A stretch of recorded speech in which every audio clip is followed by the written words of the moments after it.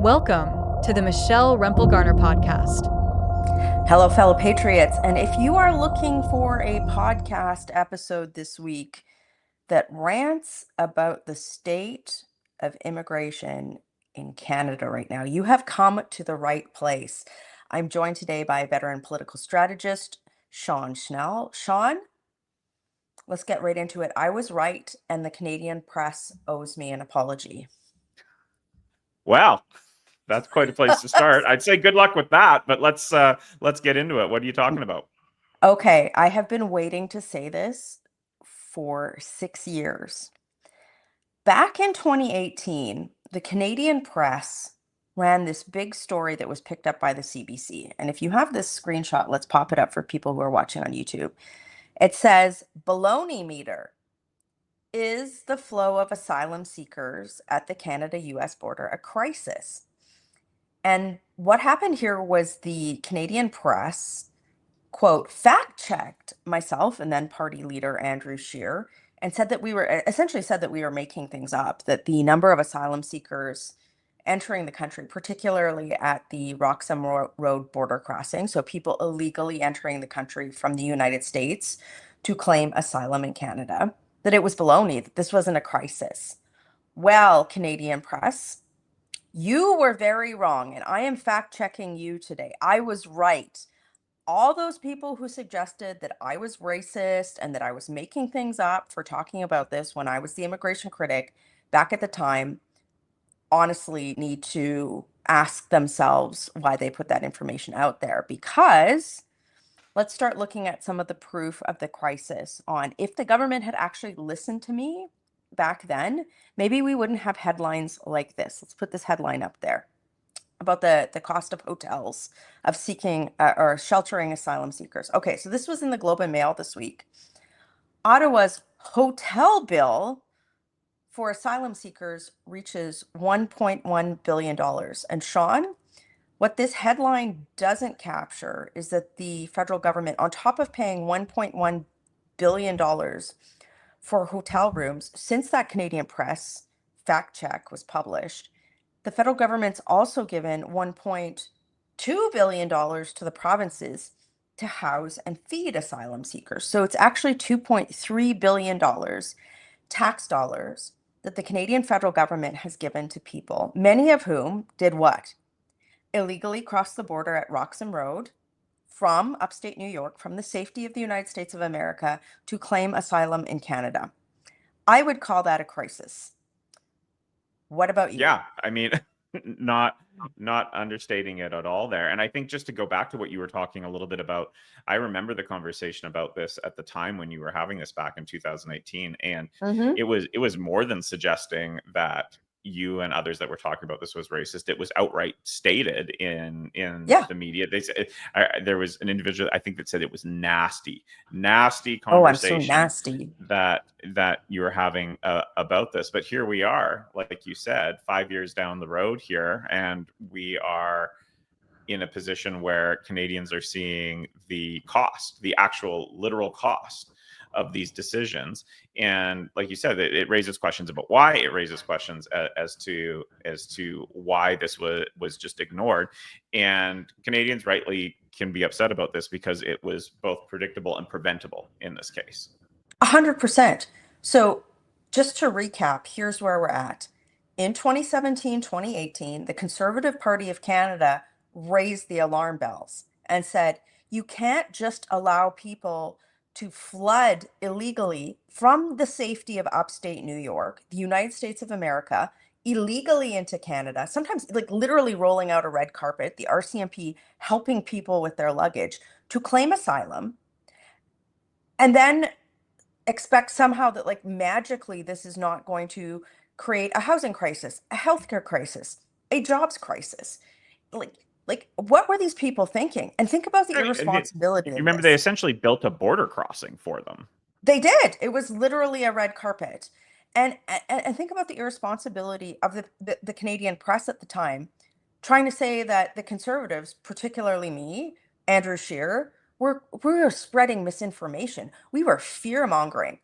Yet today we get this headline that $2.3 billion have been spent to house people who, many of them, illegally crossed the border and claimed asylum in Canada. That is an abuse of the asylum system. It's an abuse of the immigration system, and it's abuse of tax dollars. How many people cannot afford to pay rent in Canada right now? How many people can't find a place to live? And yet, this was not a crisis? Like, just, you know, this is the sort of thing that I face as an opposition member of parliament. It's the establishment media, it's the establishment lefties in the immigration consulting industry that lobby the bureaucrats in the immigration department and like, oh, no, no, no, no, no. There's no crisis. There's a crisis here. And the crisis is not just the cost of sheltering people who likely have, in many cases, bogus asylum claims. It's the fact that Canadians now think that the immigration system in Canada is broken, and that's breaking our pluralism. So it's like, it's not just the cost to Canadian taxpayers, which is egregious. It's disgusting. It's abhorrent. It's also the fact that the Liberals have undermined the consensus for immigration in Canada. And so the Canadian press, if you're listening to this, you owe me an apology. You owe me a You think big apology. you think you're going to get it? Oh, yeah, really? Do you really think that all the lefties in the Canadian press are going to give? But that's why, Yeah, right. I'm just going to put a plug in here. If you're listening to this, click auto download, click subscribe to this podcast, because again, you're going to get information from us that the Canadian press, that the CBC, that all the left leaning people are going to say is misinformation. But lo and behold, wait, I was right. It's even in my Wikipedia page, Sean, hey? Yeah. Under controversies, that I said that people flooding across the border illegally was a crisis. Well, it is a crisis. It's crazy. It's such a crisis that this actually came up in the premier's meeting, this issue, asylum claimants, this week. So the person who made one of the most pieces of news was Premier Ford of Ontario. And he came out and said that he plans to grant asylum seekers work permits. So let's just park this for a second. It's going to take you a second to find this, but for people who are watching this on YouTube, I want to show you what the asylum claiming process looks like in Canada. And Sean, I'm looking for the flow chart. Okay, keep this up here for a second. If you're watching this on YouTube, I'll try and like guide you through it visually. If you're listening to this on Spotify or on Apple Podcasts, I'll do my best to describe it. So what we have here is a super complicated flow chart of the process that somebody who comes to Canada and claims asylum can go through before a final decision is made on whether or not they can stay in Canada as a refugee, whether or not their asylum claim is valid. Okay. So it starts up at the top of the flow chart where it says the claim for refugee status is submitted. Okay. Then there's a little yellow box underneath there and it says claim is screened for eligibility. So that's done by essentially the federal government. And then underneath that is a little decision point where it says, is the claim eligible? Yes or no. So Sean, between that first stage, somebody claiming a status, claiming refugee status or seeking asylum, from that phase to the first decision point, is the claim eligible? Do you know how long that's taking right now? How long has it taken? 44 months on average. 44 months. How many years is that? It's close to 4 years, right? Yeah, I was going to say this was a point in conversation at Parliament that the minister didn't know herself. And do you know how many people are roughly in that queue right now? Almost 300,000. So, but there's almost 300,000 people who have said, I need to be a refugee in Canada. I'm claiming asylum. There's almost 300,000 people, and they're waiting almost 4 years to get just that first decision. And during that period of time, they're eligible for benefits at 3 different levels of government. Everything from housing to welfare to healthcare to free transit passes to education.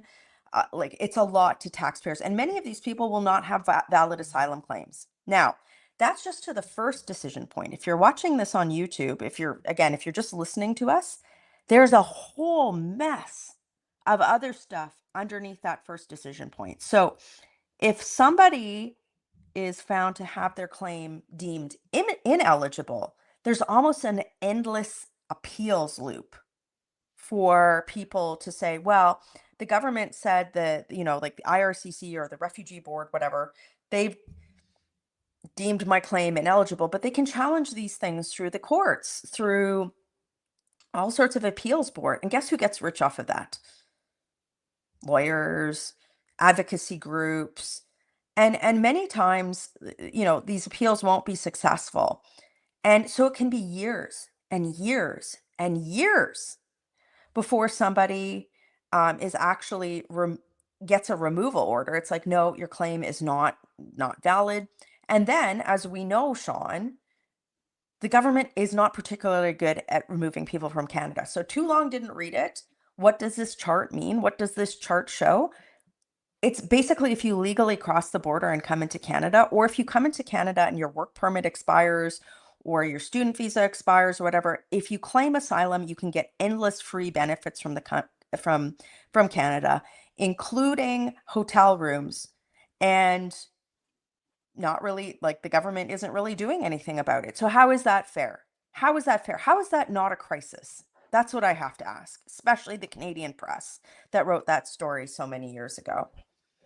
Yeah, well, and what you're outlining there is the actual cost to Canadians in this, right? Because this is something that I think that most Canadians who are busy, like you've said, trying to pay their bills, trying to make ends meet, probably don't spend a ton of time thinking about, but they really should, because you've outlined there is a cost, a tangible cost around housing. There's the cost of the benefits. There's the cost to our judicial system as it's chewed up with these claims, and there's a cost with the public perception and acceptance around immigration in this country. And so there's all sorts of questions that are raised about this, as to why has this allowed to be happened, who should be held responsible. I know that the liberals like to deflect, saying, hey, like, we've got a new leader, we're not responsible for any of this, we're trying to fix these problems. But they're the ones that created this mess, and they created this mess with eyes wide open after conservatives like yourself and others were highlighting this for them back in 2017, 2018, saying, guys, you are about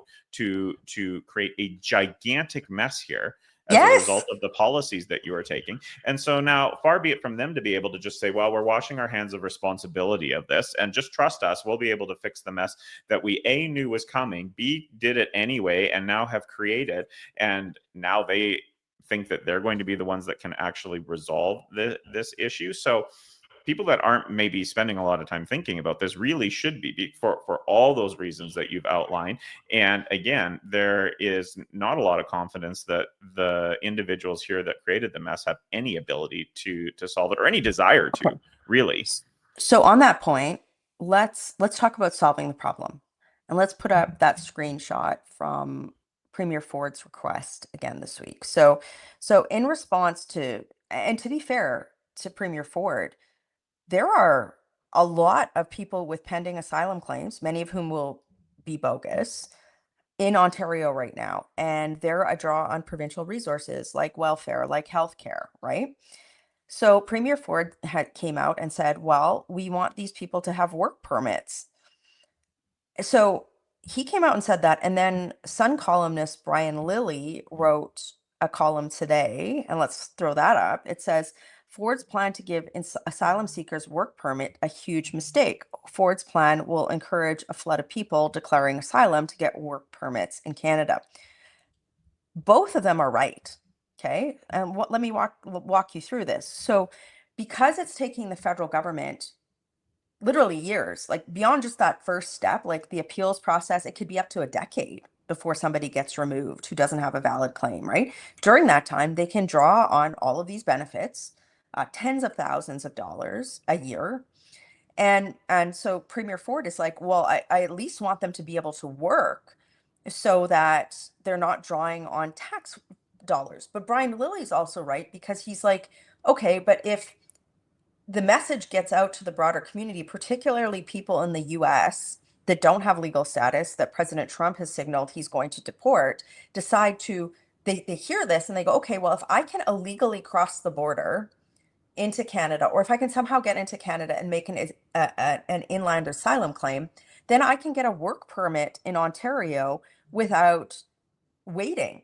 The other group of people that's going to send a signal to is we know that there are hundreds of thousands of people in Canada on foreign student visas whose visas are about to expire. And they're thinking, well, if Doug Ford's going to allow me to work as an asylum claimant, I'm just going to claim asylum. Even though those people might have been here for years and years, really don't have a valid asylum claim. So it's encouraging the abuse of the system. But I also understand why the premiers are saying, like, look, I also can't afford to pay for all of these benefits for asylum claimants. But the bigger solution is one that this is what the Canadian press was crapping on me 4 years ago, which is the system is broken. Yeah. We have to be, it can't take 10 years to get somebody out of the country who doesn't have a valid asylum claim. That claim has to be processed almost immediately. There has to be like some sort of stop to the endless appeals and then quick deportations for people who do not have valid claims. That is the only way people will stop abusing the system. Otherwise, like Sean, literally people here, okay, I can stay in the country for years and years, get free housing, hotels, healthcare, a work permit, free transit in some municipalities, sometimes, free education for my kids. Some areas there's Oh like yeah, it's a free long summer list. stamps. It's a long list. Of course they're going to file asylum claims, even though they're not valid. And in the meantime, and I'm just going to finish on this, people that actually have valid refugee claims are getting like they can't enter the system. The system is so profoundly broken. So like I see all sides of this, but the buck lies solely with the federal Liberal government. This was not a problem before 2015 when the Liberals came into power. Now you've got Mark Carney and his incompetent immigration minister perpetuating the system to the point where you have premiers of some of the biggest provinces in the country going, I want to issue work permits to asylum seekers who likely have bogus claims. Like that cannot be, where this discussion lies. It has to be with the federal government fixing the brokenness of the asylum system. Yeah, and so I think again, like you've raised all the questions that Canadians, I think, rightly are asking. You've outlined the solutions, but yet we see the Liberals continuing to perpetuate this problem. And so it raised a question like, why? Why are they not addressing this Why? issue? Okay, that's a great question. Who came out and supported Premier Ford's statement that he wants to give work permits to people with likely bogus asylum claims? Who did that, Sean? Who was the quickest? Which lobby group was the quickest to say this is a great idea? Do we have a screen? Oh, here it is. Restaurants Canada, the lobby group for like Burger King and Tim Hortons, says strong those types of restaurants strongly supports the premier's calls for immediate work permits for asylum seekers. Sean, why? I'm so confused. Could you tell me why Restaurants Canada want more potentially low skilled people with no reason to be in the country to get temporary work permits? Why? Why could they Well, possibly want that, Sean? it's I think it's a fairly straightforward answer. These are businesses. Businesses are driven by what? Profit. Profit. And there's This more is profit if this people is get paid a less. and so these are not NGOs, these are not charities. This is and again, you're talking about Restaurants Canada. This is one of the most powerful lobby groups in the country, and most Canadians probably aren't all that familiar with them, to be honest. But they are a powerful lobbying organization, Talk and about this. Show how yeah, powerful their lobby is. Show how frequently they're in public policymakers' faces. yeah. So this is just like one snapshot here, but here's one poll from the lobbying registry here, and you can see who the types of people that they Oh, are look at talking to this. here. So yeah, up here at the top, you're seeing Immigration, Refugees, and Citizenship Canada. And then below that, you're seeing Relations for the Temporary Foreign Worker Program. So I'm just going to stop you here. So for people who are listening on Spotify or Apple Podcasts, what Sean has put up is a screenshot of the lobbying interactions that are recorded as part of the obligations that Restaurants Canada has under the Lobbying Act. And what you can see is a list of some of the interactions that this organization has had to senior policymakers in the immigration department, on the temporary foreign worker program. Now, that's separate from asylum claimants getting work permits, but Restaurants Canada is one of these labor organizations that has advocated for more temporary foreign work permits, even though they have been called out literally countless numbers of times in the media for abusing the program. And experts have suggested that particularly low skilled labor in the restaurants industry has depressed wages in Canada and also driven away entry level opportunities for Canadian youth.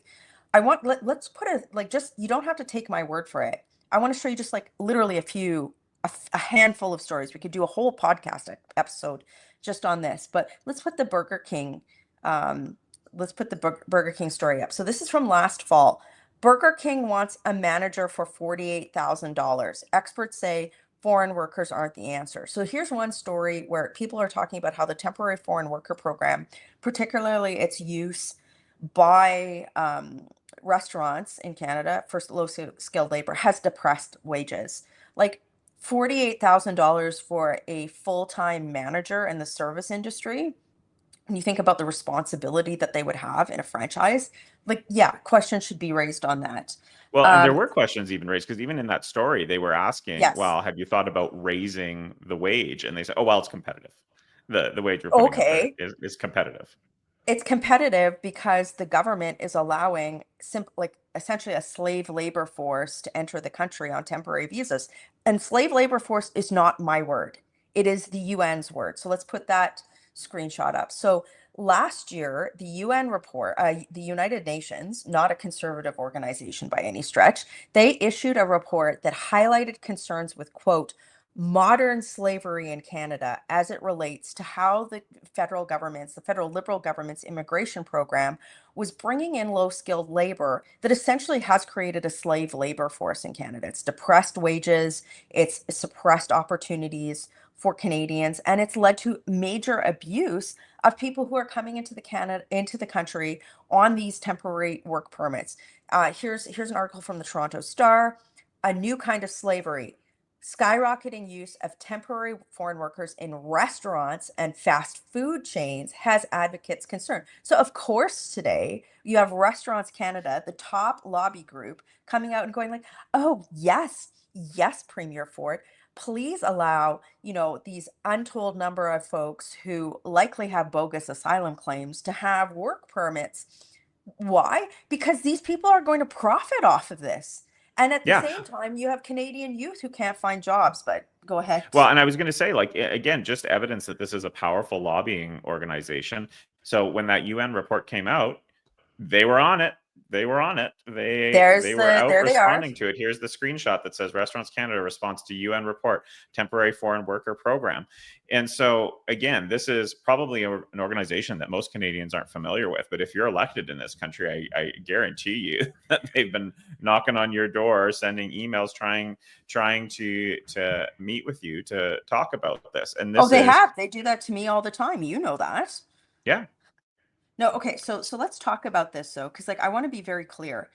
People who work in the restaurant industry in Canada are some of the most hardworking, talented people that I know. Like you and I both, like, we actually gave some recognition to a woman in our riding who had worked at the same restaurant for over 25 years. And I know her, and she, one of her things that she would always say to her customers, her regulars in her restaurant was there's value and honor in working in the service industry in restaurants in Canada.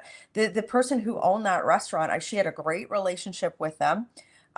They recently sold it, and now she doesn't work there anymore. I don't know the circumstances, but I have my suspicions.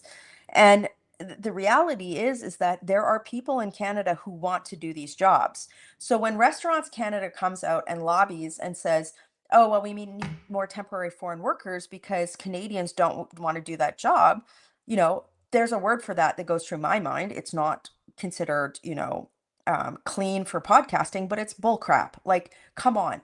There are young Canadians, newcomers to Canada who are here, who are permanent residents, that I know they want to do these jobs. I know they want to work. And the reality is that when these lobby groups come out and lobby for more temporary foreign workers, or for work permits for people who likely have a bogus asylum claims. They're not trying to give more opportunities to Canadian youth. They're not trying to grow the jobs. They're trying to keep their profit margins as big as possible off the backs of people who should be earning a decent wage. Yeah, well, and it raises the question for Canadians is, are you okay subsidizing through your tax dollars That's private right. business? Because that's what essentially we're talking about here. Yes, Love there's this. there's the humanitarian cost to Yes. this, as we're talking about this, like, quote unquote, new form of slavery. But what Canadians are doing is, through their tax dollars and through the perpetuation of these types of programs and abuse of the programs at the federal level, you are seeing tax dollars being used to subsidize these multi-billion dollar organizations, multi-billion dollar companies, at what cost? And so, you outline the cost on the front end. There is cost to taxpayers in housing. There is cost to taxpayers with regards to social assistance, with regards to public acceptance for immigration, and on and on and on it goes. And so, in exchange for this subsidy, it seems like Canadians are not getting good value for their tax dollars, and in fact are getting hosed on the other end of this. And so, this is where Canadians really should be upset about this, is because not only is it creating all of these problems with the judicial system and cost of taxpayer dollars, they are essentially subsidizing private companies that have no business needing this type of assistance from Canadian taxpayers. And just to say that and reemphasize it, m- like simply put, and to summarize it, people who come to Canada make inland asylum claims, particularly when they're likely to be bogus. For example, people who have been here on foreign study permits and then claim asylum because their study permit expires and they don't want to leave.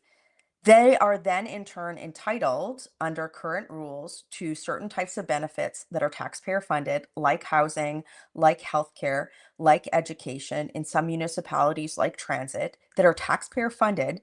And then these businesses, if they are, when they have these people have work permits, they're benefiting off of that, right? Because they can pay these people less than if they weren't in the labor pool and they were forced to have an open market system where they are only competing with Canadians and permanent residents for those jobs.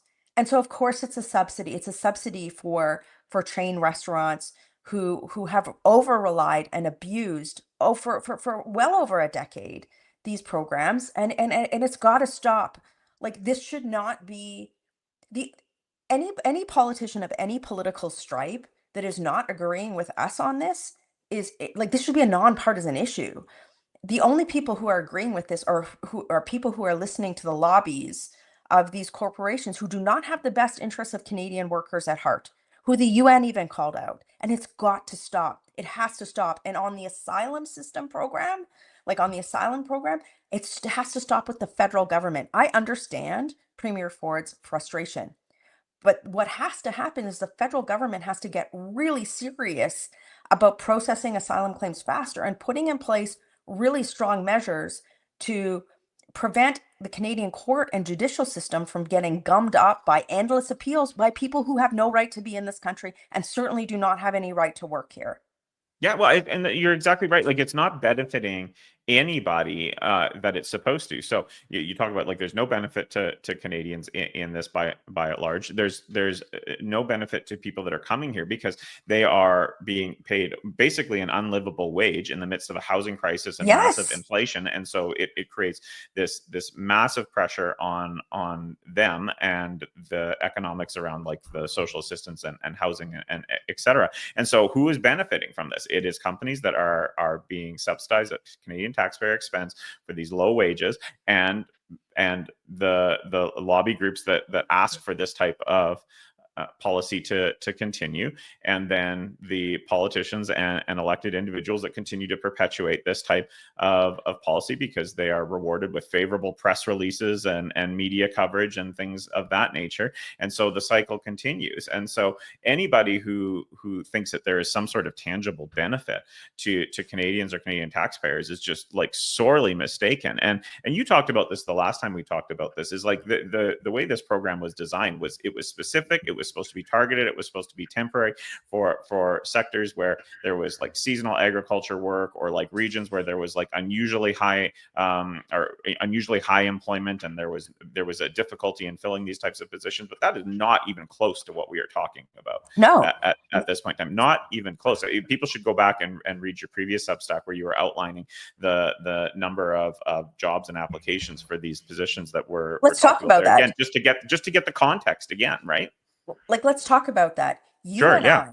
You and I, we're old now, sorry, but we both Yeah. started our careers off in the food sector. My first like job was scooping ice cream in Winnipeg. Your Yep. first job, can I out you? You worked at Yeah. McDonald's. McDonald's. We both Yeah. weren't like, we both learned in our teens the basics of responsibility in the workplace at those jobs, how to show up for work, how to get tasks done on time and on budget, the basics of customer service delivery, how to interact with other people, right? Like, like product control, the things that you need later in life, no matter what industry. You and I learned that in the food sector. And then when we look through those reports that you just mentioned, you see who's one of the top askers for temporary foreign workers in Canada: McDonald's, right? You have kids that are Yeah. about to enter the workforce. Wouldn't it be great if they could have a shot at these jobs? But yet, I know you have this screenshot showing how hard it is for Canadian youth, even those with like business degrees, to get a job right now. There was a story in the Toronto Star, it was, I think this week, about this. This was just from yesterday. It says, the headline reads, "He sent out 1,100 job applicants and still hasn't been hired. Canadian youth are facing rising unemployment rates." And this is somebody with, like, I think he has a degree from the University of Toronto's Rotman School of Business, which is like one of the top business schools. And he sent out 1,100 applications and can't even get a nibble. So if you take that, this person's skill set, and then translate it down to where you and I got our entry level skills from, at McDonald's, at an ice cream shop, and knowing that, these types of industries are now applying for temporary foreign labor, be it, foreign students, temporary foreign workers, Restaurants Canada asking for asylum seekers to have work permits. How are Canadian youth going to get a job, going to get those experiences that you and I benefited from? Yeah, it's insane. And the liberals, again, they wash their hands of this to say that this isn't our fault. We aren't It responsible for is, though. this. It's 100%. And then they come out and they say this BS nonsense about, well, Canadians don't want to do this work. And that's insane. That's ridiculous Yes. too. Like, again, I'm going to show another article here that talks about Gen Z is facing the worst youth unemployment rate in decades. And I know we've talked about this, but I don't think we can talk about this enough. Is outside of the COVID era, we are talking about the worst youth unemployment since the 90s here. And so there are people It's that are worse than the 90s. desperate for work. This is not a situation where employment is at such a rate that these types of companies and businesses should be struggling at all to be finding people that are looking to work. And this is not a situation where, well, the whole world's in the same boat together and it has something to do with global situation or whatever. I want to pop up another one here. This is a great Talks about point. Canada's youth market slumps most among world's major economies, and it is rising the quickest. So this is a uniquely Canadian problem. It is one that has been created by the Liberals because of this perpetuation of policy over many years. And it is not a situation where they can say, well, there's these external outside global pressures that are creating some sort of economic. No, none of that. It is a uniquely Canadian problem created by this government and perpetuated and continued by this Liberal Yes. government, these Liberal ministers. I don't care that Mark Carney's only been on the job for a few months. It's his party, it's his government, it's these ministers, it's the same ones that are sitting in that front bench that have been pushing this. And then you talk about who the guy actually is in the Prime Minister's office. It's this guy that has been pushing business interests for years. Yes, and he was the senior economic advisor, right? And so I Yes. think that Carney thinks that somehow immigration isn't important, but it's like, this is about the people in Canada, and it's about, we have a youth jobs crisis that No other major economy is happening. And this finger should squarely be pointed at the fact that the Liberal government has brought in hundreds of thousands, millions of people on temporary work visas, including allowing the abuse of the asylum system that has displaced Canadian workers, has put Canadian youth out of work, and has suppressed wages. And it has to stop. The craziness has to stop, or we're going to have an entire generation of kids that have no work experience, no We're there. prospects, We're and living there. in their basements Yeah, like we of their we are already there. parents. So like I'm sorry, like I'm not like again, like you see these left-wing individuals on social media, they're saying, "Oh, you got to give Carney a chance." I'm sorry, like no honeymoon period for him. No, This fix is a it. liberal government that's been in power for 10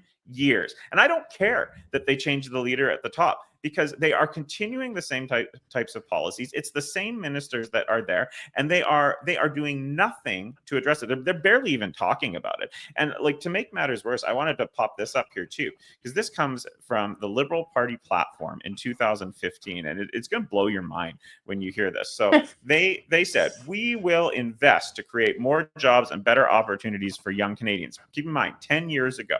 This is Yep, this it. is Quote, 2015.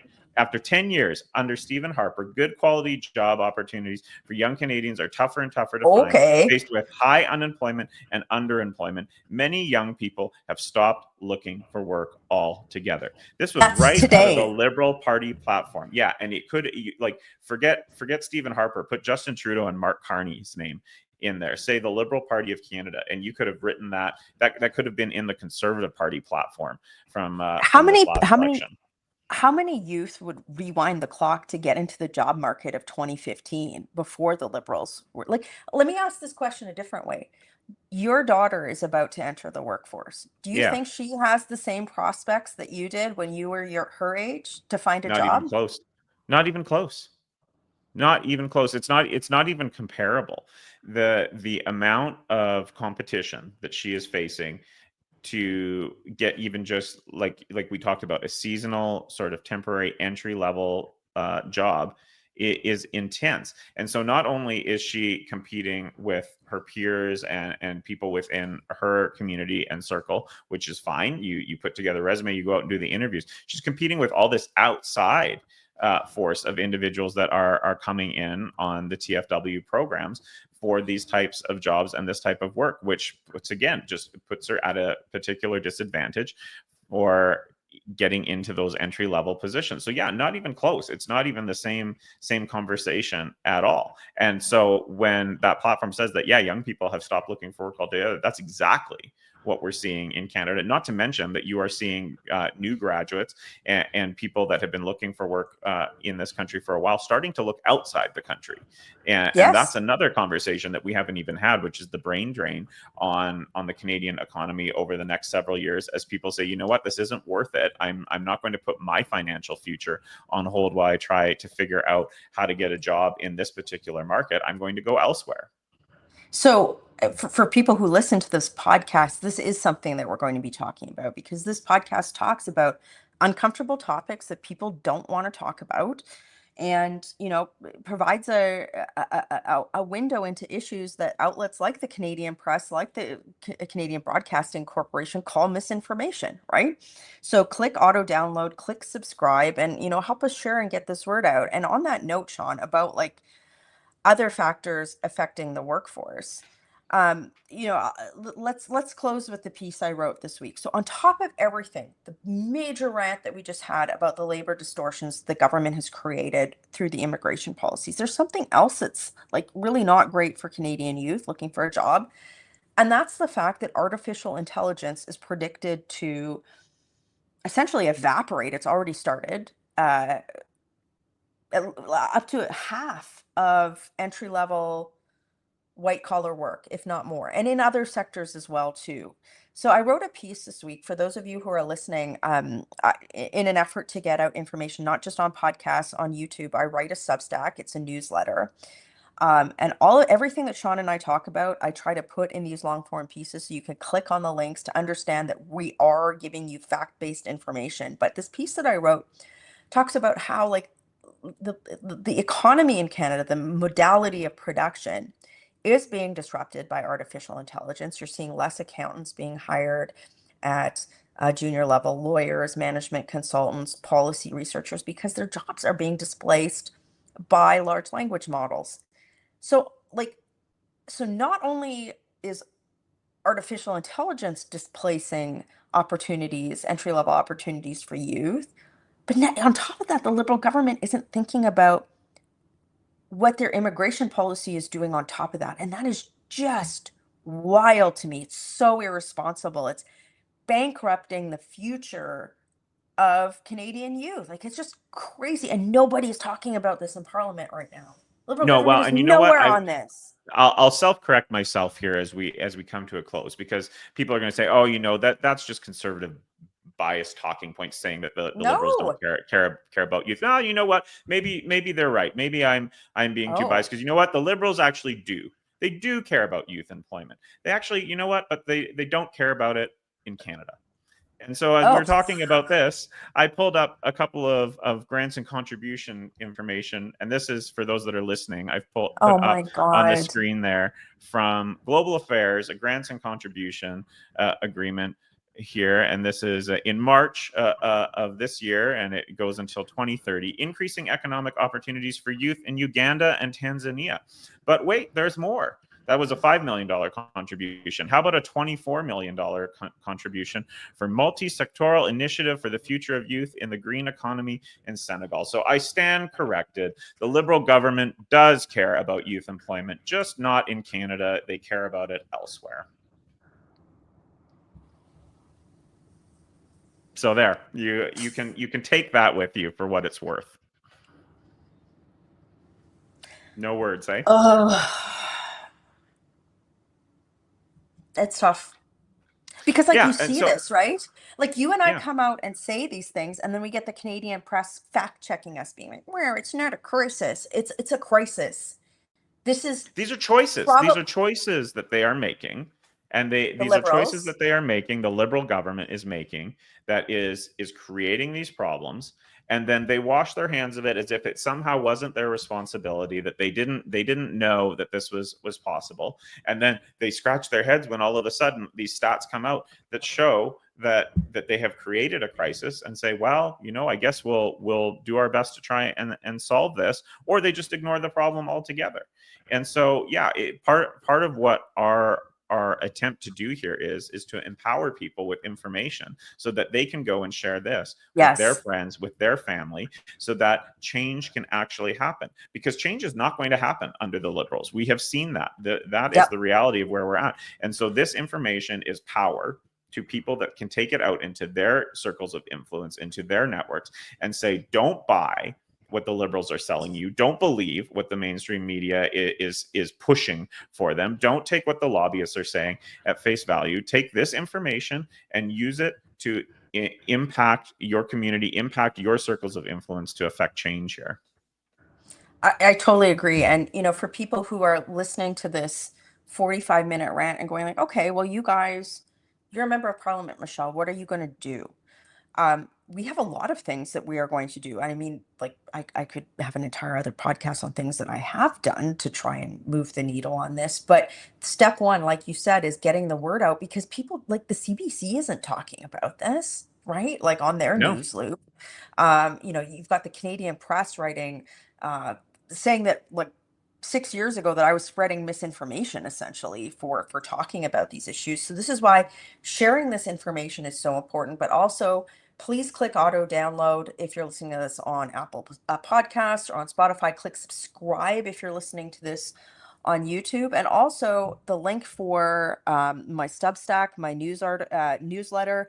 Please click subscribe to that too. All of that's free, and it helps us do our job. Sean is also my chief of staff in coming up with solutions, because when you share this information and know about it, it puts political pressure on the government to do something. So you and I are going to be talking about this a lot, I know, over the next 6 months, particularly as we get into preparation finally for the House to return in the fall. You never know what the Liberals will do. They don't like the House to sit, but we've got some plans ahead. So stay tuned to this channel. So much more information, so much more to talk about. Share this information with your family and friends, and we'll keep bringing you updates. Working hard for you. Have a great day. Thanks for listening. If you want even more political news, subscribe at michellerempelgarner.substack.com. And if you like what you hear, be sure to share this podcast.